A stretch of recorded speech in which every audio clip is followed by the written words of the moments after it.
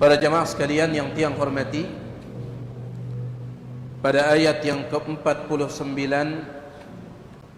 serta beberapa ayat setelahnya, Allah Subhanahu wa taala menyebutkan atau menceritakan tentang sebagian nikmat yang Allah berikan kepada Bani Israel. Karena Bani Israel, sebagaimana si biasa sampai anta, Bani Israel ini suatu kaum yang semakin banyak mereka diberikan nikmat, maka mereka semakin membangkang. Harusnya semakin luwih mau nikmat, semakin bersyukur harusnya. Semakin banyak yang kita terima nikmat, harusnya semakin bersyukur. Cuman Bani Israel ini ya beda. Semakin luwih nikmat yang mereka terima, semakin membangkang. Nah, pada ayat yang ke-49, sebenarnya ini sempat kita baca di pertemuan sebelumnya, tapi tiang ulangi secara singkat. Allah Subhanahu wa taala menyebutkan, wa idh najjaynakum min ali fir'aun yasumunakum su'al 'adzab. Wa idh, dan ingatlah, najjaynakum, kami menyelamatkan kalian, yaitu Bani Israel, min ali fir'aun, dari pengikut dan pasukannya Fir'aun. Yasumunakum, yang mereka menimpakan kepada kalian su'al azab, siksaan yang sangat buruk. Fir'aun dan pasukannya nyiksa Bani Israel dengan siksaan yang luar biasa. Yudzabbihuna abna'akum, yaitu mereka menyembelih anak-anak laki-laki kalian. Kanak-kanak mama si lahir disembelih. Wa yastahyuna nisa'akum, dan mereka membiarkan hidup anak perempuan kalian. Dan sudah kita sampaikan, Fir'aun mengambil keputusan ini disebutkan oleh ulama tafsir karena esok malam Fir'aun ini bermimpi.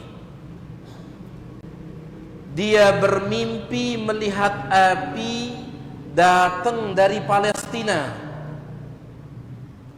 Api datang dari Palestina, kemudian datang ke negeri Mesir. Lembe tahu Fir'aun? Mesir. Dalam mimpinya dia melihat api dari Baitul Maqdis, ya Palestina, datang ke negeri Mesir. Kemudian api ini masuk ke dalam rumah-rumah orang-orang Kibti. Orang Kibti ini adalah pasukannya Fir'aun.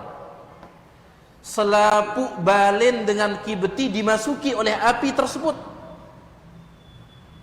Sedangkan rumah-rumah Bani Israel selamat semuanya. Itu yang dilihat oleh Fir'aun di mana? Dalam mimpi.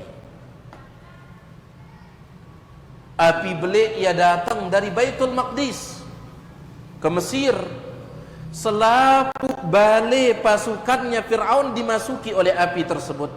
Tetapi bale-bale Bani Israel, rumah-rumah Bani Israel aman. Maka Fir'aun pun bangun dari tidurnya, fahalahu dzalik, dengan ketakutan.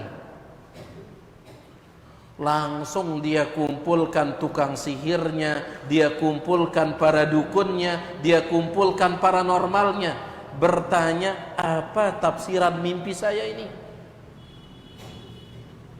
Paranormal, tukang sihir, dukun, selapuna sepakat menafsirkan mimpi itu akan lahir seorang anak dari Bani Israel yang akan menghancurkanmu dan menghancurkan pasukanmu.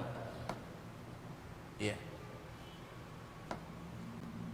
Api itu adalah anak dari Bani Israel. Yang kak jamaah sekalian, api tersebut tidak masuk ke dalam rumah Bani Israel. Dia hanya masuk ke dalam istana Fir'aun dan rumah pasukan Fir'aun. Biya tafsiran mimpi ini.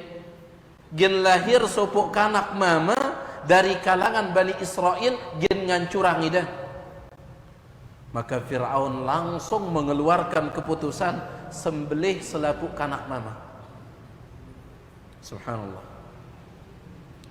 Dah bayangan ngombe takutnya ibu-ibu pada saat itu yang punya anak perempuan atau yang punya anak laki-laki.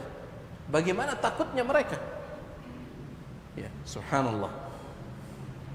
Akhirnya banyak anak laki-laki ini yang disembelih. 1 bulan nyembelih, 2 bulan nyembelih, 3 bulan nyembelih, sampai bertahun-tahun nyembelih.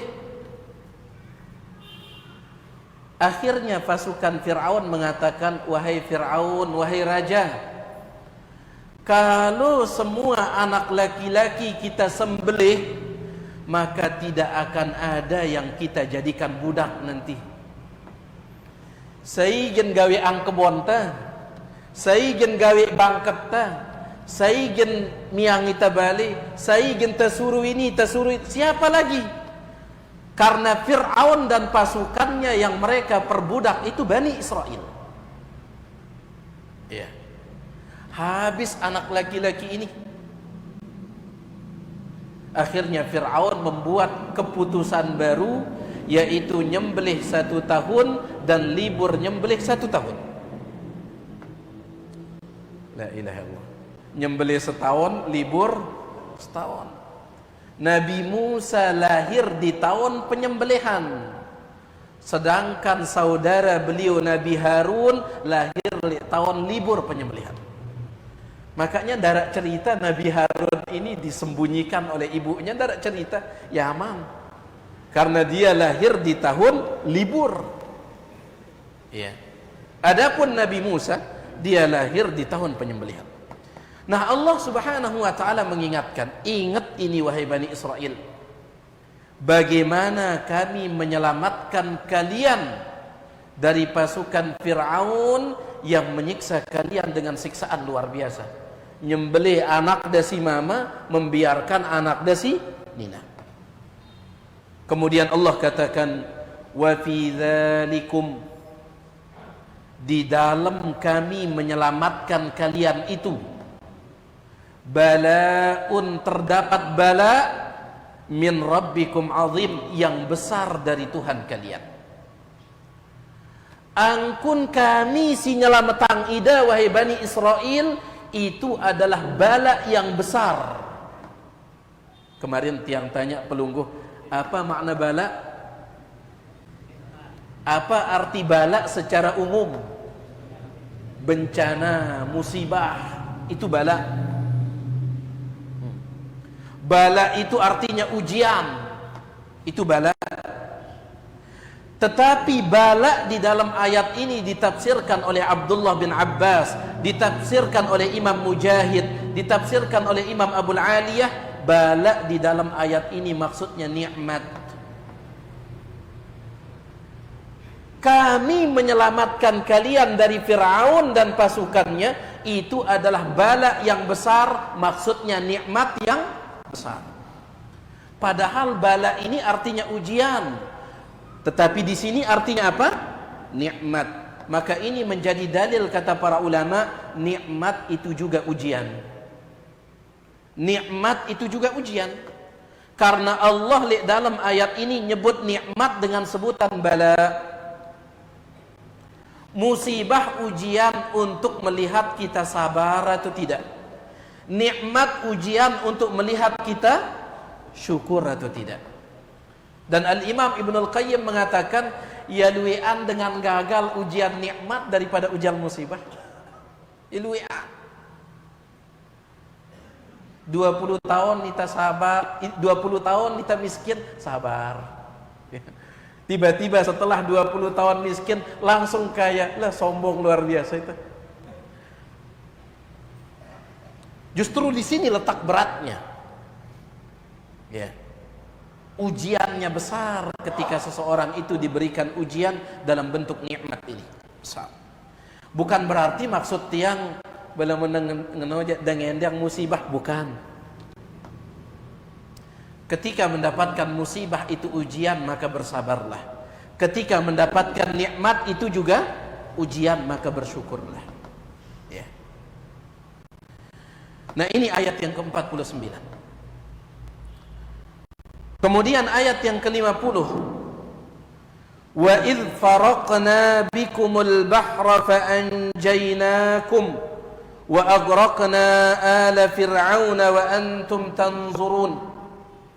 Wa idh, dan ingatlah, faraqna, kami belah, bikumul bahr, untuk kalian lautan, yaitu Laut Merah. Ingatlah, kami belah untuk kalian lautan, yaitu Laut Merah. Fa'anjainakum, maka kami menyelamatkan kalian. Wa aghraqna, sedangkan kami menenggelamkan ala Fir'aun, pasukan Fir'aun. Wa antum tanzurun, dan kalian semua melihat itu. Li'julun mata, anda tahu kejadian nu, kata Allah subhanahu wa ta'ala. Ingat, kami belah untuk kalian Laut Merah, kemudian kami selamatkan kalian, dan kami tenggelamkan pasukan Fir'aun. Wa antum tanzurun, li'julun mata, anda begitu langsung ini. Dan ini sudah kita sampaikan kemarin. Tatkala Nabi Musa ingin membawa kabur Bani Israel dari negeri Mesir. Piralui Bani Israel sinjau si Nabi Musa? Menurut sebagian ulama seperti Imam Ibnu Katsir dalam Qasasul Anbiya, sekitar 700.000. 700.000 yang dibawa kabur oleh Nabi Musa dari negeri Mesir, sekitar 700.000. Sebenarnya Fir'aun sudah tahu mereka kabur dari malam itu, sudah tahu. Cuman Fir'aun mengatakan, jangan kejar kecuali setelah ada ayam berkokok. Lamun arak manuk ngongkong, tahu dah ngongkong? Apa bahasa Anda? Ngongkong. Iya. Lamun arak manuk ngongkong, baru kita kejar. Ternyata malam itu tidak ada manuk ngongkong. Sepi. Makanya telat Fir'aun ini ngejar. Telat dia Fir'aun ini ngejarnya. Bani Israel dan Nabi Musa sudah jauh. Fir'aun nyantai, tenang, tunggu manuk ngongkong, kejar dia. Ternyata malam itu, kata Imam Ibnu Katsir, wallahi, demi Allah, bahkan Imam Ibnu Katsir bersumpah, demi Allah, tidak ada satu ayam pun yang berkokok, kataku. La ilaha illallah. Allah yang dilawan ini. Selaku makhluk Allah yang ngatur, Allah yang dilawan. Sudah pagi, sudah naik matahari, ya sepi doang manuk ini. Akhirnya Fir'aun mengatakan, ayo keluar, kejar sudah. Fir'aun pun membawa sekitar 1.600.000 pasukan untuk ngejar 700.000. Dia bawa 1.600.000 pasukan, sekitar itu kata Imam Ibnu Katsir. Berarti ya Nwi masih manusia layak deh. Pira duit tentara ante, tentara Indonesia ada 1 juta. La ilah, 1.600.000 dibawa. Baik. Nabi Musa terus membawa Bani Israel jalan terus. Dan jalan yang dilewati oleh Nabi Musa itu perintah Allah. Musa lewat jalan ini. Ndek ke pilihannya Nabi Musa, ndek keputusan Nabi Musa. Jalan yang dipilih itu bukan pilihan Nabi Musa, pilihan saya Allah Subhanahu wa taala. Lewat jalan ini. Lari. Ternyata mentok di depannya itu ada Bahrul Ahmar, Laut Merah. Di depannya Laut Merah, di samping kanannya gunung yang besar, di samping kirinya gunung yang besar, di depannya laut. Terpojok mentok sudah. Sampai sebagian Bani Israel mengatakan, Musa, bejak langan si surundai si Allah Subhanahu wa taala. Mana jalan yang Allah perintahkan itu? Kata Nabi Musa, ini, sambil nunjuk laut di depan. Sedangkan di narak perahu, di narak kapal. Taib. Mau pindah ke kanan, apa silik kanan? Gunung. Mau pindah ke kiri, gunung. Mau terus maju, laut. Makanya mereka mengatakan, wajar mereka bertanya, wahai Musa, mana sebenarnya jalan yang Allah perintahkan itu? Ini sudah. Ketika mereka sedang bingung, sebagian Bani Israel melihat ke belakang.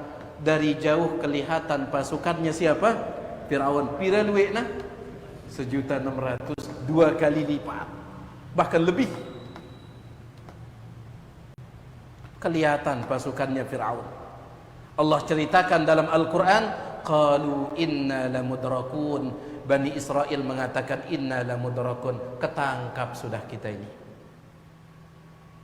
Mau lari kemana? Mentok depan laut, ketangkep sudah. Tapi Nabi Musa mengatakan, qala kalla inna ma'iya rabbi sayahdin. Sekali-kali tidak, sesungguhnya bersamaku Tuhanku dan dia akan memberikan petunjuk kepadaku. Ya, namun Allah sudah membarengi aman. Dah ingat kisah Nabi Muhammad sallallahu alaihi wasallam si nyebut li dalam gua kancasai Abu Bakar. Abu Bakar sempat takut, tapi Nabi alaihi salatu wasallam mengatakan apa? La tahzan, innallaha ma'ana. Dendek sedih, dendek takut, Allah bersama kita. Saya bau lawan Allah Subhanahu wa taala. Makanya Imam Ibnul Qayyim rahimahullah, beliau mengatakan, ketika kita dikalahkan oleh musuh orang kafir ataupun dikalahkan oleh syaitan, bukan karena orang kafir itu lebih kuat, bukan karena syaitan lebih kuat, bukan, tetapi karena Allah sudah melepas kita, tidak mau lagi menolong kita. Walakinnal waliya a'rad, kata Imam Ibnul Qayyim, tetapi Allah al-wali, Tuhan yang maha penolong, a'rad, berpaling darimu. Al-Imam Ibnul Qayyim mengatakan, lamun Allah wah muangita jamaah sekalian, Allah sudah melepas kita, meninggalkan kita, maka kita menjadi farisatan, mangsa yang empuk bagi syaitan.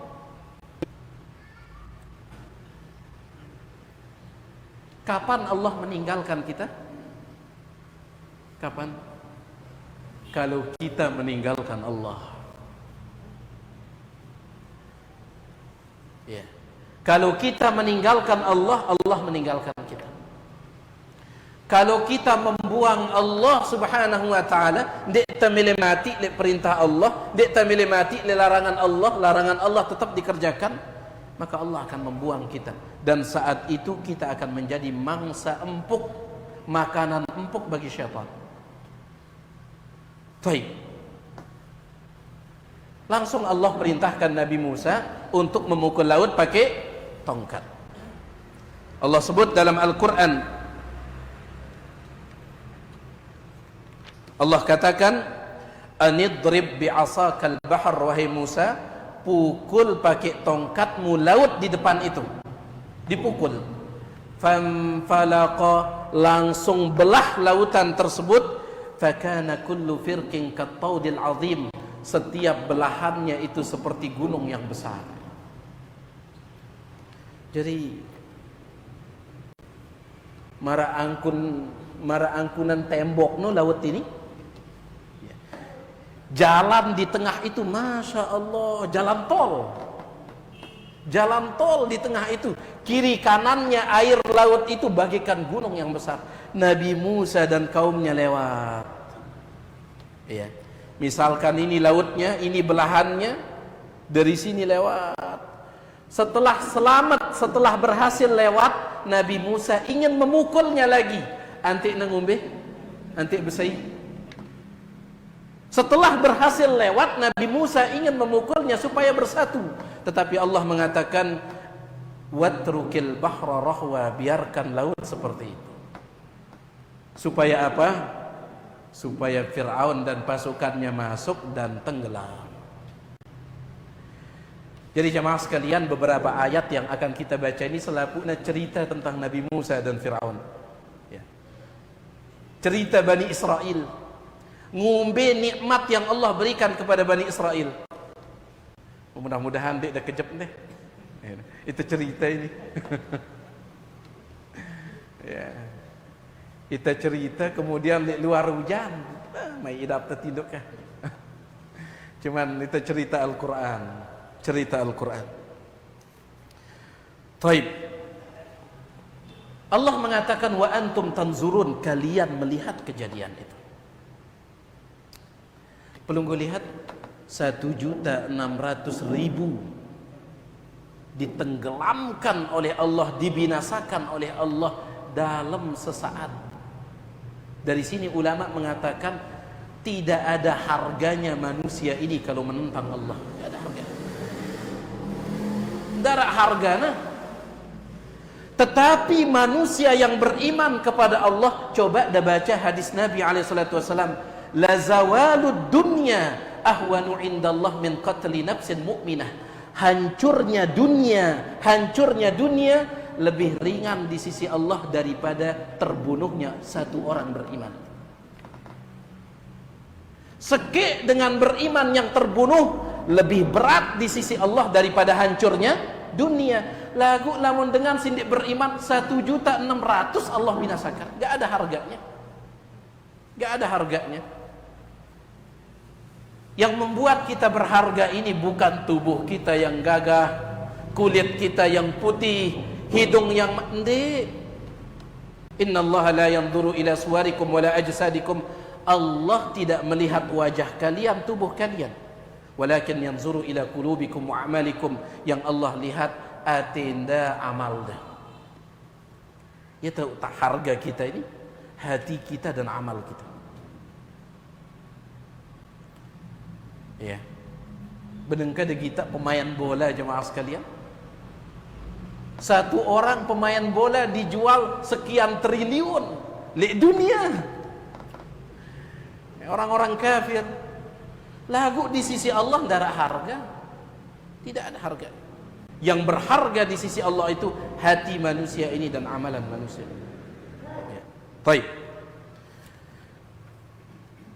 Kemudian ayat setelahnya masih kita berbicara tentang nikmat yang Allah berikan kepada Bani Israel, supaya kita tidak mengikuti mereka. Bani Israel ini semakin luwih nikmat yang mereka terima, semakin membangkang. Mudah-mudahan di tengah jemaah sekalian, Allah katakan pada ayat 51, wa idh wa'adna Musa 40 lailatan thumma attakhadhtumul ijla min ba'dihi wa antum zalimun thumma afawna ankum min ba'di dhalik la'allakum tashkurun. Wa idh, dan ingatlah, wa'adna, kami telah menjanjikan. Ingatlah, kami telah menjanjikan. Saya kami di sini Allah Subhanahu wa taala. Ingat, kata Allah, kami menjanjikan Musa, kepada Nabi Musa 40 lailatan, 40 malam. Maksudnya adalah setelah Nabi Musa berhasil melewati laut, selamat dari kejaran Fir'aun, selamat dari kejaran pasukan Fir'aun, ya. Maka Allah Subhanahu wa taala akan memberikan Nabi Musa kitab Taurat. Allah akan memberikan Nabi Musa kitab Taurat. Jadi tatkala Nabi Musa di Mesir, kitab Taurat belum ada. Setelah keluar dari negeri Mesir, selamat dari Firaun, baru Allah Subhanahu wa taala akan turunkan kitab apa? Taurat. Allah suruh Nabi Musa ini datang ke Bukit Tursina. Suruh datang ke Bukit Tursina. Maka Nabi Musa sebelum berangkat ke Bukit Tursina, Nabi Musa ini mempersiapkan diri dengan cara puasa 40 hari. Nabi Musa ya puasa 40 hari. Ketika Nabi Musa akan meninggalkan kaumnya, Nabi Musa berpesan kepada saudara dia. Siapa nama saudaranya? Nabi Harun. Ya. Nabi Musa mengatakan, saya titipkan umat saya ini kepadamu. Karena Nabi Musa akan pergi ke Bukit Tursina untuk menerima wahyu dari Allah berupa kitab Taurat. Baik. Setelah Nabi Musa berangkat, jamaah sekalian, ternyata Allah katakan di sini, ingat ketika kami menjanjikan kepada Nabi Musa 40 malam. Thumma kemudian ittakhadtumul ijla, kalian membuat patung anak sapi. Mim ba'dih, setelah Nabi Musa berangkat. Ndek kena ingat berunan selamatan ini. Subhanallah, Bani Israel ini baru saja mereka diselamatkan dari Firaun, ditinggal sebentar sama Nabi Musa, mereka ingin kembali berbuat syirik, nyembah patung anak sapi. Darah syukurnya Bani Israel. Subhanallah. Ditinggal sebentar mereka membuat al-ijal, patung. Al-ijal ini patung anak sapi. Dalam sebagian riwayat mereka membuatnya menggunakan emas. Yang punya ide ada seorang laki-laki namanya Samiri. Sayarna Samiri. Nah, ia si bede ide ini ke Musa, wah lalu ini, ayo kita buat patung anak sapi pakai emas. Allah sebut di dalam surah Toha, patung anak sapi tersebut lahu khuwar, dia mengeluarkan bukan suara, bunyi. Jadi patung ini ya beloang, awaknya patung ini ya beloang, ya. Mulutnya itu bolong, tembus sampai belakang, sehingga lamun angin tama, angin masuk, bunyi ya mara angkun dengan si bersiul no. Paham ini? Nah. Jadi ya beluang patung ini, mulutnya itu berlobang, tembus sampai ke belakangnya. Jadi lamun angin itu masuk, bersuara dia. Apa kata Bani Israel? Ini betul-betul Tuhan ini bisa dia bersuara, padahal suara angin. Ya. Allah sebut dalam surat lahu khuwar. La ilaha illallah. Mereka lupa telah diselamatkan oleh Allah Subhanahu wa taala. Allah katakan wa antum zalimun, dan kalian berbuat zalim saat itu. Jadi subhanallah jemaah sekalian, perbuatan Bani Israel si nyembah patung syirik atau tidak? Syirik. Dan Allah mengatakan wa antum zalimun, kalian berbuat zalim pada saat itu. Ternyata syirik ini dari zaman dulu disebut zalim. Ndekna sekedar di dalam umat Islam saja, tidak. Di zaman dulu syirik ini sudah disebut sebagai kezaliman. Wa antum zalimun, kalian berbuat zalim, maksudnya memberikan ibadah kepada patung anak sapi. Harusnya hanya kepada Allah, lagu anak sapi, patung anak sapi, sembah.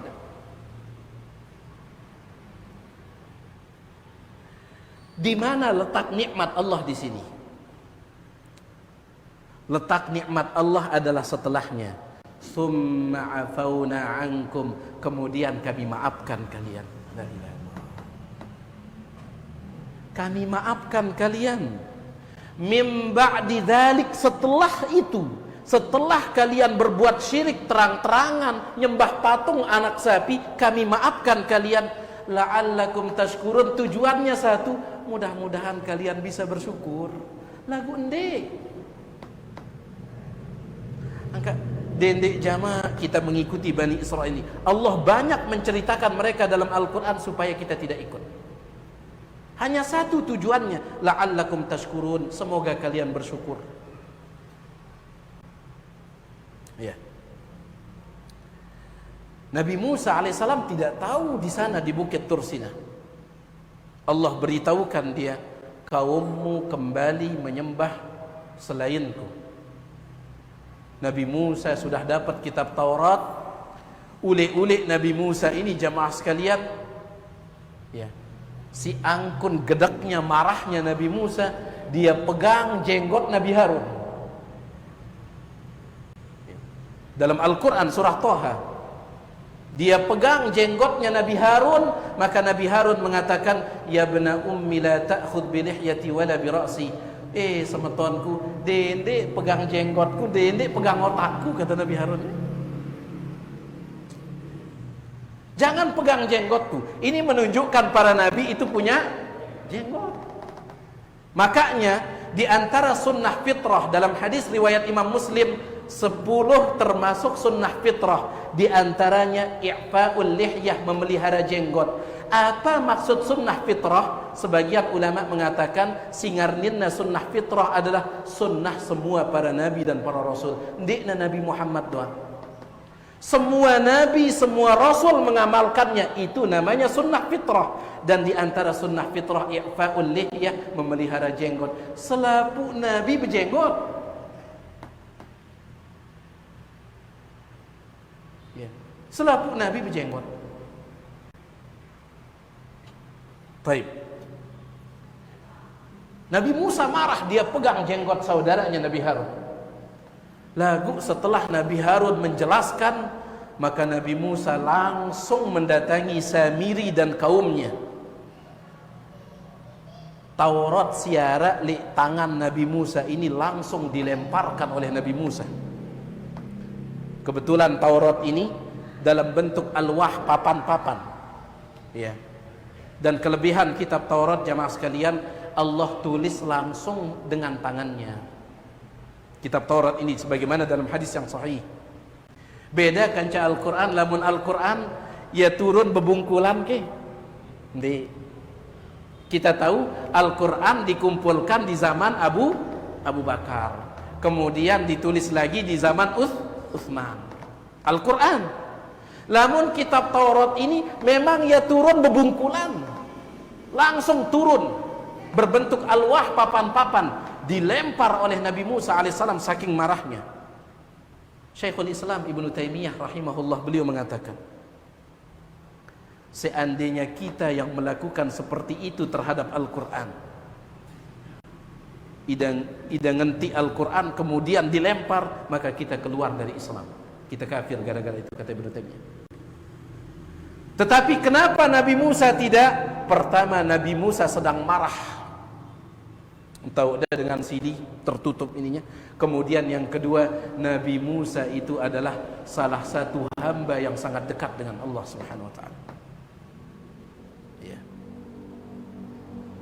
Disebutkan oleh Ibnu Taimiyah ketika beliau menjelaskan, tidak semua orang yang melakukan perbuatan kufur langsung divonis kafir. Terkadang ada sebab. Melemparkan kitab suci kekufuran atau tidak? Kekufuran. Ida nyaut Al-Quran kekufuran tidak? Kekufuran. Kitab Taurat saat itu kitab suci. Dek manara perubahan dalam kitab Taurat dilempar oleh Nabi Musa. Kata Syekhul Islam Ibnu Taimiyah, itu tidak menyebabkan Nabi Musa keluar dari keimanan, tidak. Karena Nabi Musa pertama hamba yang dekat dengan Allah, si kedua Nabi Musa sedang apa? Marah. Ya, baik. Jadi nikmat Allah kemudian kami maafkan kalian setelah itu, la'allakum tashkurun, supaya kalian bersyukur. Setelah itu Allah mengatakan, wa idh atayna Musal kitaba wal furqana la'allakum tahtadun. Wa idh, dan ingatlah, atayna, kami telah berikan, ingat kami telah berikan Musa, kepada Nabi Musa, al-kitaba, kitab. Kitab apa ini? Taurat. Kitab Taurat. Wal furqan, ya. Al-furqan artinya pembeda antara kebenaran dengan kebatilan. Kitab Taurat, Al-Furqan, pembeda antara kebenaran kebatilan. La'allakum tahtadun, supaya kalian mendapatkan petunjuk. Jadi selaput kitab suci itu isinya hidayah. Ya cuman Taurat siarat di zaman ini, ya pada kaca Taurat yang Allah turunkan di zaman Nabi Musa sudah tidak sama lagi. Sudah berubah isinya. Dirubah oleh siapa? Orang Yahudi. Pada mara Injil siarat di zaman ini, ya pada ke mara Injil yang Allah turunkan kepada Nabi Isa? Tidak. Ya luwe perubahan. Bahkan di zaman ini jamaah sekalian, ya macam-macam aran Injil ini. Ada namanya Injil Markus, ada Injil Yohanes, ada Injil ini, Injil itu. Kemudian sebagian isinya beda-beda. Coba Al-Quran Mekah kaca Al-Quran Indonesia pada kisina, pada isinya. Ya. Al-Quran Mekah, Al-Quran Madinah, Al-Quran Kuwait, Al-Quran beja disebut, ya pada isinya, pada. Ya. Cuman si beda bacaannya. Kadang ada beda bacaannya karena memang tidak bisa baca. Tapi beda jadinya. Ya. Ada dengan baca Alhamdulillahi Rabbil Alamin, kata dia. Betul. Ya, ya tetap ayat no Alhamdulillah Rabbil Alamin, cuman cara dia baca ngalamin, kata dia. Kenapa? Gak bisa dia nyebut Ya. Ada salah seorang jamaah, beliau tidak bisa bilang sampai sekarang jamaah sekalian, nanggor tiang apa kata dia? Ustadz Zainul Ngaripin, katanya. Melinda wah kan. Sampai sekarang Zainul Ngaripin terus. Gak bisa saya katanya. Ngaripin doang. Taib. Ala kulli hal. Jadi Al-Quran sama. Namun Taurat Injil sudah mengalami perubahan. Nah ketika Nabi Musa pulang, kemudian beliau marah, beliau menyuruh mereka bertaubat. Cuman alhamdulillah, syukur kita jadi umat Nabi Muhammad sallallahu alaihi wasallam, mudah taubatnya kita, mudah. Kalau Bani Israel ini agak sulit taubatnya. Setiap kali mereka berbuat dosa dan mereka ingin taubat, di antara cara taubatnya adalah harus bunuh diri. Alhamdulillah itu. Apa kata Allah di dalam hadis qudsi? Lau balagat dhunubu ka'ananas sama, seandainya dosa anda si angkun luwekna nyentuh langit, summa astaghfartani, kemudian anda beristighfar, sebatas beristighfar, sebatas minta ampun, taubat dengan taubat nasuha, ghafartu laka wala ubali, aku ampuni dosamu yang banyak dan aku tidak peduli dengan banyaknya, kata Allah. Alhamdulillah, syukur gati menjadi umat Nabi Muhammad sallallahu alaihi wasallam. Nah, Nabi Musa mengatakan, Allah ceritakan di dalam ayat ini, ayat 54. Kita tutup dengan ayat ini.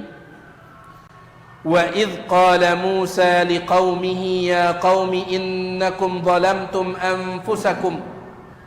Wa idh, dan ingatlah, qala Musa, ketika Nabi Musa berkata, liqaumihi, kepada kaumnya.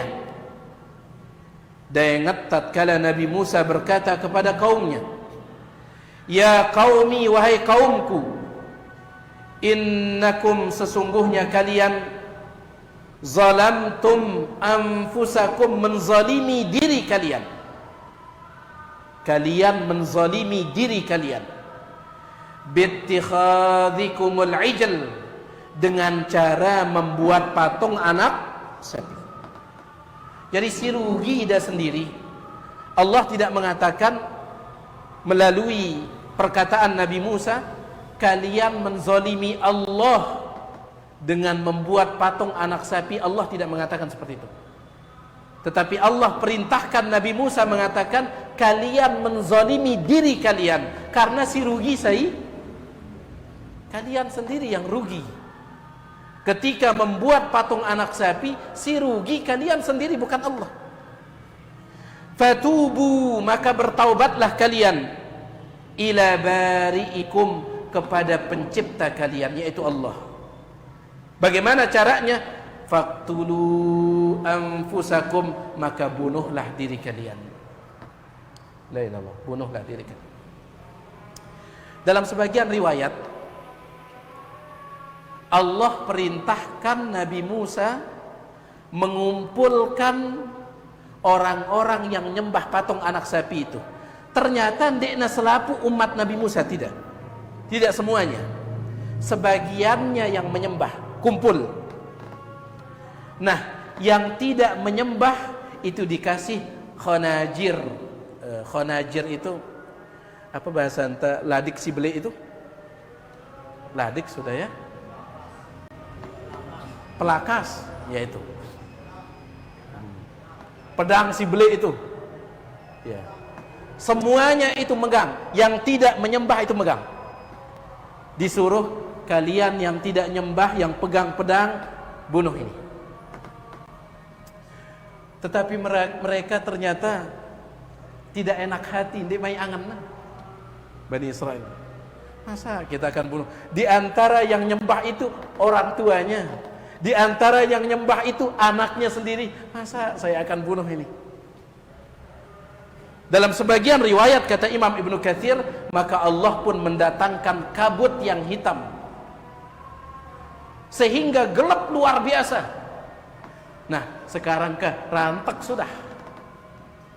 Petang-petang rantek. Yang terbunuh sekitar 70.000 yang terbunuh. Tetapi yang terbunuh itu bukan hanya yang nyembah, termasuk juga yang tidak nyembah. Kenapa? Ya petang-petang saling rantek. Ya petang-petang. Ya petang-petang saling rantek. Lah, bagaimana dengan yang tidak nyembah, dia terbunuh, bagaimana? Ulama mengatakan yang menyembah kemudian terbunuh, maka taubatnya sudah diterima. Yang tidak nyembah dan terbunuh, dia mati syahid. Si nyembah terus mati, taubatnya terima. Si nyembah patung itu. Yang tidak nyembah terus mati, berarti dia mati syahid. Allah tidak zalim. Allah tidak zalim. Ya. Itu cara taubatnya. Alhamdulillah. Ketika membaca ayat ini, duit-duit bersyukur jemaah sekalian. Banyak-banyak bersyukur. Beta pira duit dosa anta ini cukup dengan beristighfar, bertaubat, menyesal. Insya Allah Allah akan bukakan pintu taubat. Dek tak perlu mati diri kita. Justru lamun tas mati diri kita rombok dosa, malik. Nambah dosa. Ya subhanallah. Kemudian Allah katakan tiang tutup, "Dzalikum khairul lakum." Itu lebih baik bagi kalian inda bari'ikum, di sisi Tuhan kalian. Fataba alaikum, Allah terima taubat kalian. Innahu huwat tawwabur rahim, sesungguhnya dia tawwab, maha menerima taubat, ar-rahim, serta maha penyayang. Ya masih ada ayat-ayat si lain si nyebut tentang nikmat yang Allah berikan kepada Bani Israel, supaya kita belajar jangan sampai seperti mereka. Tiang yang maaf atas segala kekurangan. Wallahu taala a'la wa alam. Lamunara sindik man jelas, kemudian pelunggu ingin tanyakan, tiang persilahkan selesai azan kalau ada.